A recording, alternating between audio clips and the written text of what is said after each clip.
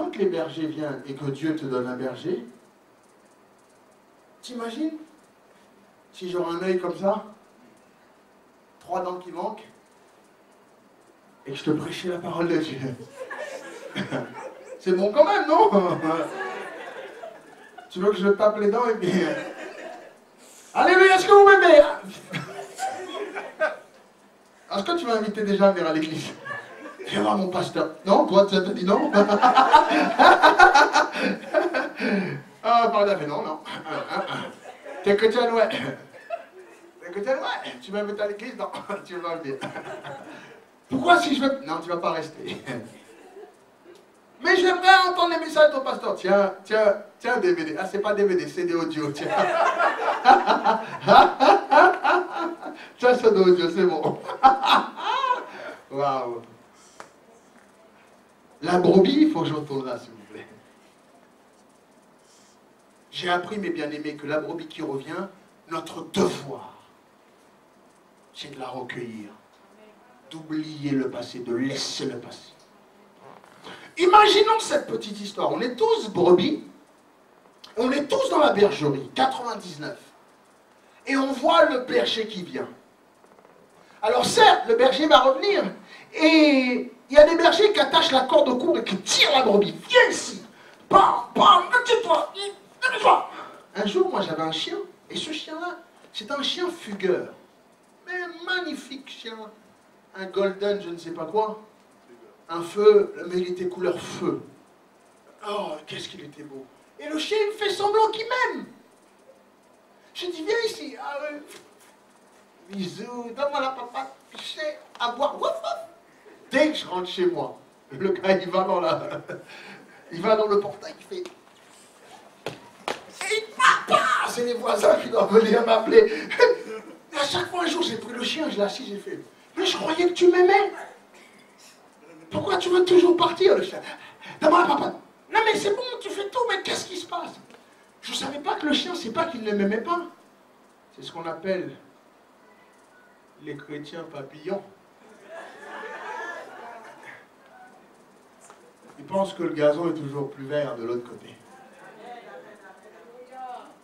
Ils aiment bien aller de l'autre côté, quand ils vont de l'autre côté après. Mais ne te trouble pas, lorsqu'ils ont faim, ils ont soif, l'heure du manger là. Il vient toujours devant le portail. Rouf! Rouf, rouf! Tu dis, t'es là maintenant, j'ouvre pas. C'est les voisins qui doivent venir. Où va ton chien?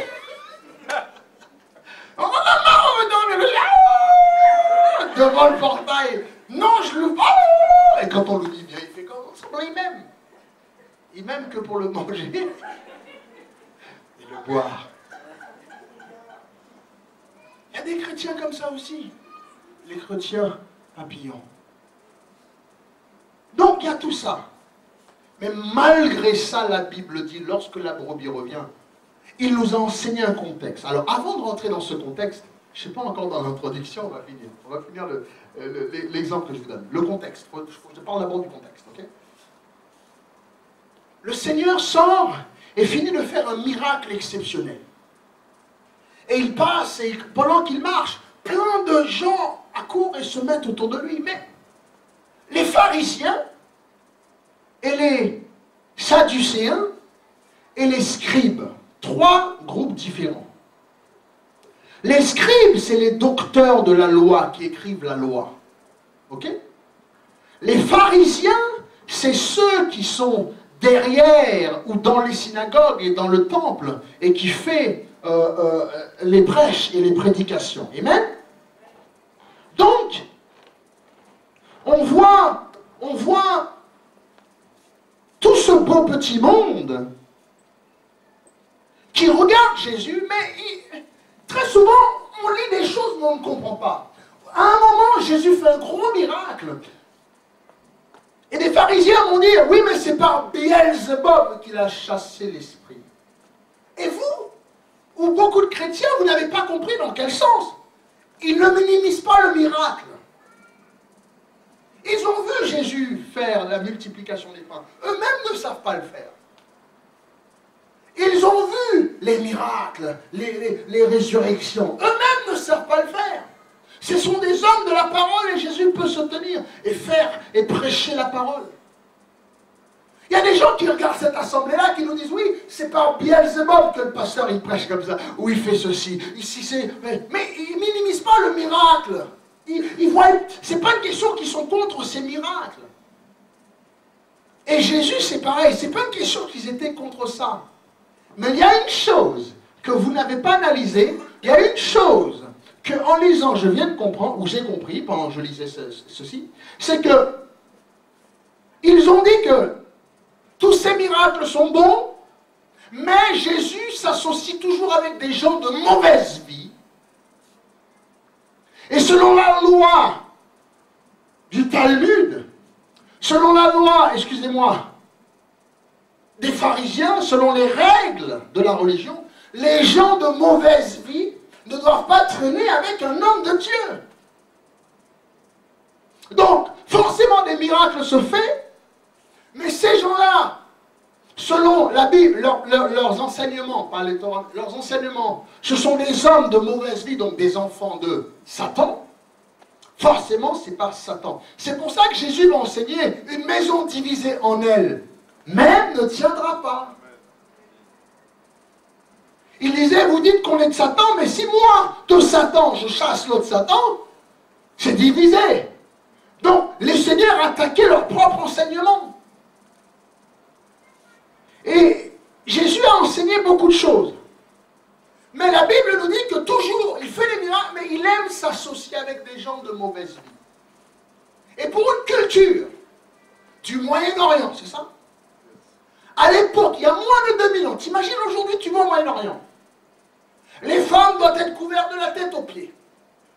Les hommes de côté, pas bâtis. Le contexte culturel aujourd'hui au Moyen-Orient, en Arabie Saoudite, en Israël, en Palestine, si tu veux, dans ces pays-là, le contexte, t'imagines, 2000 ans auparavant, c'était encore pire.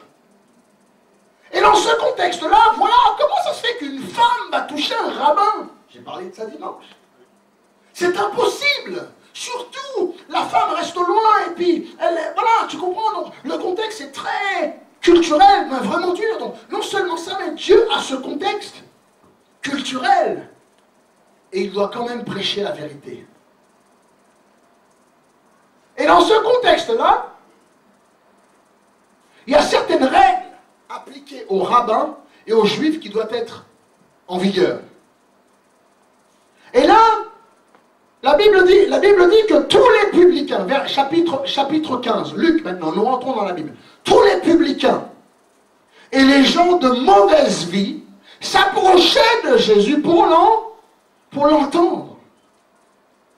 Et les pharisiens et les scribes murmuraient disant, cet homme accueille des gens de mauvaise vie et mange avec eux.